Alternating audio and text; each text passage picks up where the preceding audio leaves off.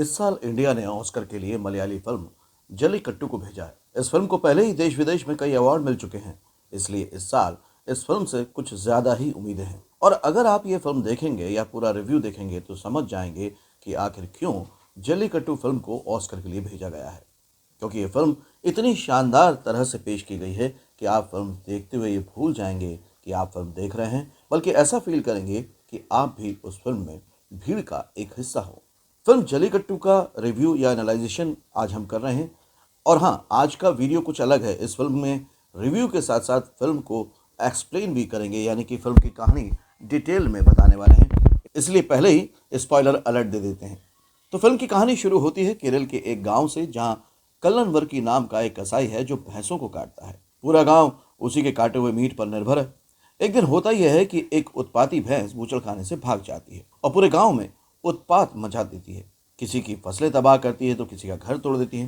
पूरे गांव में कोहराम मच जाता है। गांव वाले इसके लिए कल्लन और उसकी मीट की दुकान पर काम करने वाले एंथनी को दोष देते हैं। कल्लन कुछ लोगों के साथ मिलकर उस भैंस को पकड़ने का प्लान बनाते हैं, लेकिन कई बार कोशिश करने के बाद भी उसे पकड़ने में कामयाब नहीं होते हैं और भैंस का आतंक बढ़ता ही जाता है। पुलिस की मदद भी ली जाती है, लेकिन कानून है कि भैंस को गोली नहीं मार सकते, इसलिए पुलिस को भी भैंस को पकड़ने में नाकामयाबी ही हासिल होती है। तो गांव वाले भैंस को पकड़ने की जिम्मेदारी खुद लेते हैं और कुट्टा चंद को बुलाते हैं, जो कि पहले इसी गांव में रहता था, लेकिन चंदन की तस्करी की वजह से उसे गांव से बाहर निकाल दिया गया था। तस्करी की खबर गांव वालों को एंथोनी ने दी थी, इसलिए कुट्टा चंद और एंथोनी के बीच में 36 का आंकड़ा है। तो कुट्टा चंद अपनी बंदूक और अपने कुछ लोगों को लेकर गांव आता है। अब उसके लिए भैंस को पकड़ना अपने आत्मसम्मान की बात हो गई है।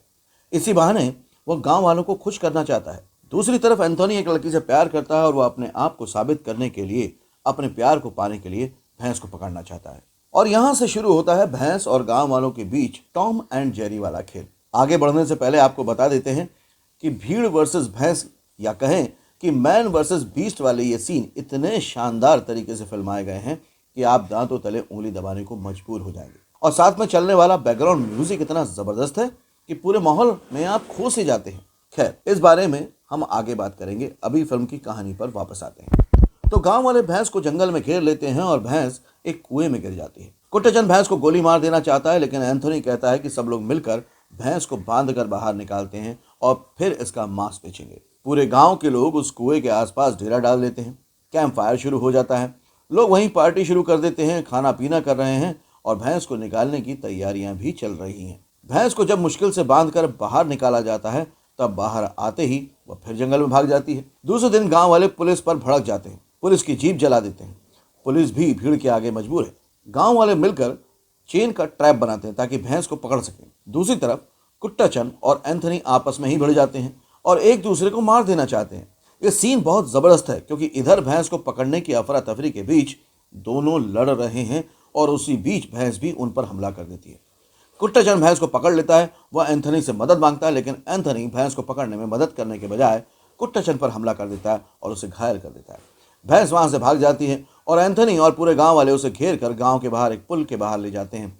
लोग पूरी तरह से बौखलाए हुए हैं। वो किसी भी तरह भैंस को मार देना चाहते हैं। लोगों के हाथ में लकड़ी के भाले हैं। लोग गुस्से से भरे हुए हैं। भैंस भागते हुए मैदान में जाती है, जहां वह कीचड़ के खेत में फंस जाती है। एंथोनी सबसे पहले वार करता है और भैंस पर अपना हक जमाता है, लेकिन भीड़ उसकी बात नहीं सुनती। सैकड़ों की भीड़ एक के बाद एक भैंस पर टूट पड़ती है। हर कोई पहले भैंस को मारना चाहता है और ये सीन इतना पावरफुल है कि आपको भैंस चारों तरफ इंसान के रूप में जानवर ही जानवर नजर आएंगे। और यहाँ पर फिल्म खत्म होती है और आपके मन में कई सवाल छोड़ जाती है। आप एकदम चुप रह जाते हैं, लेकिन आपके मन में उथल पथल से मची होती है।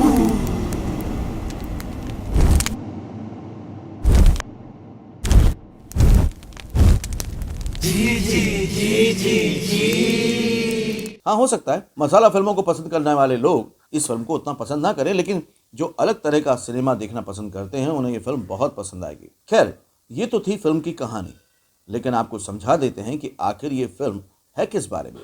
तो एक बात तो शायद आप सबको समझ में आ गई होगी कि मैन वर्सेस बीस्ट की इस लड़ाई में आखिर में अपनी ग्रीड और ईगो की वजह से इंसान ही बीस्ट बन जाता है। इसके अलावा फिल्म में और भी कई लेयर्स हैं। फिल्म में इसके साथ ही एक साइड स्टोरी भी चलती है, जिसमें गांव की गरीबी, अशिक्षा और बेरोजगारी जैसी समस्याओं को उठाया गया है। आप फिल्म देखेंगे तो आपको और भी चीजें समझ में आएंगी। इस फिल्म के डायरेक्टर हैं लीजो जोस पेलेस्री, जो इस फिल्म से पहले ई मा आयु जैसी शानदार फिल्में बना चुके हैं। उन्हें चाउस मास्टर भी कहा जाता है, यानी कि फिल्मों में अव्यवस्था अफरा तफरी दिखाने में वो माहिर है, जो कि जल्लीकट्टू में भी देखने को मिलता है। फिल्म का डायरेक्शन बहुत ही शानदार है। सैकड़ों की भीड़ को जिस तरह से पूरे कंट्रोल के साथ फिल्म में दिखाया गया है वो वाकई बहुत ही काबिल तारीफ है। जैसा कि मैंने पहले भी कहा था, सिनेमाटोग्राफी इस फिल्म की जान है। फिल्म के विजुअल बहुत शानदार हैं। आप देखेंगे तो आप समझ जाएंगे कि इतनी तारीफ क्यों कर रहा हूँ। और इसके साथ ही बैकग्राउंड म्यूजिक का कॉम्बिनेशन, जब सब कुछ मिलता है तो ऐसा लगता है कि फिल्म नहीं, हम कोई घटना है जिसे आसपास देख रहे हैं। एक्टिंग की बात करें तो सभी कलाकारों ने एकदम रॉ, एकदम शानदार एक्टिंग की है। जूनियर कलाकार जो इस भीड़ का हिस्सा हैं, उन्होंने एकदम नेचुरल एक्टिंग की है। यदि दूसरे पॉइंट ऑफ व्यू से देखेंगे तो इस फिल्म में दो ही एक्टर हैं, एक भैंस और दूसरी भीड़, और दोनों ने ही शानदार काम किया है। तो कुल मिलाकर फिल्म बहुत अच्छी है। यदि आप कुछ अलग तरह का सिनेमा देखना चाहते हैं तो ये फिल्म आपके लिए है। और एंड में सिर्फ यही कहूँगा, यह फिल्म सिर्फ एक भैंस के भागने और उसे पकड़ने की कहानी नहीं है। ये तो बस एक टूल है।